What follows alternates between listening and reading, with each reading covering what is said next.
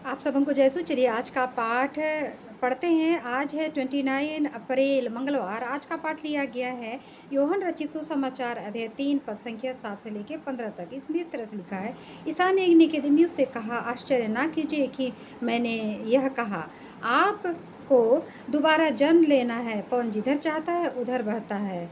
आप उसकी आवाज़ सुनते हैं किंतु यह नहीं जानते कि वह किधर को आता है और किधर को जाता है। जो आत्मा से जन्मे हैं वह ऐसे ही हैं। निकुदेमुस ने उनसे पूछा, यह कैसे हो सकता है? ईसा ने उत्तर दिया, आप इस्राएल के गुरु हैं और ये बातें भी नहीं समझते? मैं आपसे यह कहता हूँ, हम जो जानते हैं वही कहते हैं और हमने जो देखा उसी का साक्ष्य देते हैं, किंतु आप लोग हमारा साक्ष्य स्वीकार नहीं करते। मैंने आपको पृथ्वी की बातें बताई और आप विश्वास नहीं करते। यदि मैं आपको स्वर्ग की बातें बताऊंगा तो आप कैसे विश्वास करेंगे? मानव पुत्र स्वर्ग से उतरा है, उसके सिवा कोई भी स्वर्ग नहीं पहुंचा।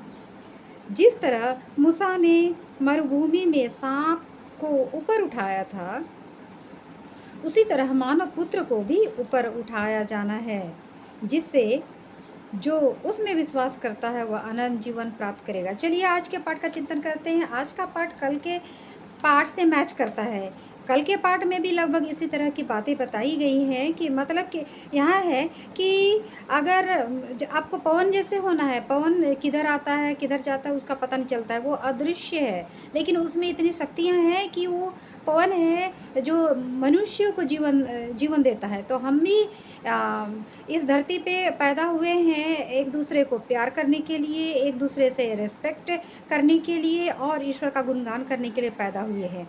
तो हमें भी एक दूसरे को सपोर्ट करना है, एक दूसरे को प्रोटेक्ट करके एक साथ मिलके आगे बढ़ करके हमको प्रगति करना है। ऐसा नहीं है कि हम एक दूसरे को ढकेलते हुए जात बिरादरी के नाम से लड़ाई झगड़ा करते रहे, हिंसा द्वेष फैलाते रहें, है ना।